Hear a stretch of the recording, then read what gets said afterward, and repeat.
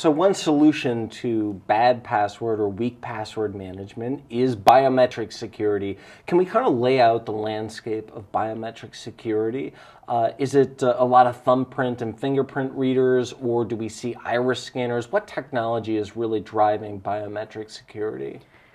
So biometrics have been around for over 30 years. At this point, some of the earliest known ones are fingerprint, obviously. I would say in the last 5 years, they've taken off in the consumer space. We see them on the phones. The most common biometrics that people know about are finger and face because they're on the devices that we use every single day.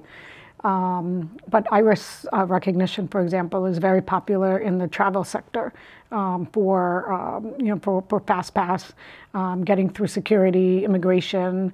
That technology is also used throughout the world to enable people with no identity to apply for all sorts of refugee status and social and economic development type of programs.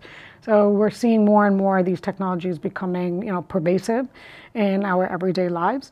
And new modalities like behavioral biometrics are coming into play now to provide a continuous authentication layer past the initial login online.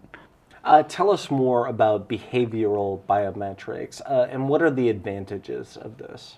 So behavioral biometrics are technologies essentially that are looking at the way you type, the way you scroll, the way you toggle between fields, the way we do many different things online that we don't even realize. For example, some people may scroll on the right side using the scroll bar on the right, whereas other people will use the arrows up and down to just go, through the screen. How we even hold the phone and what pressure we use, whether we have a hand tremor, all these things are part of our behavior that is subconscious and innate. And as a result, because it's not something that you can physically even see or touch, it's impossible to copy or to steal. What are some of the weaknesses of biometric security, and is this behavioral, which I assume uses artificial intelligence, is behavioral biometrics an answer to some of the weaknesses of biometric security?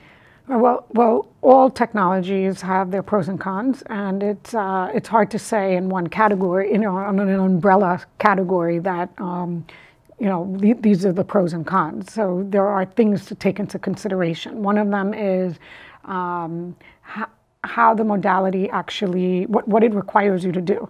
So with fingerprint, you need to engage with a sensor.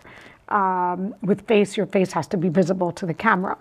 So, if you're trying to use face to get into your phone and you're in a meeting and you're trying to go like this, it's not going to work. So it's really how the technology is applied and in what instance. One of the benefits of behavior is that it doesn't require you to change anything that you would normally do, and it's just picking up your patterns as you're engaging with an application or with a device, as it goes along. But to put very simply, behavioral biometrics can't be used to get into to a door because you're not, it's not a physical modality. So it's really an online modality. Every modality has its pros and cons.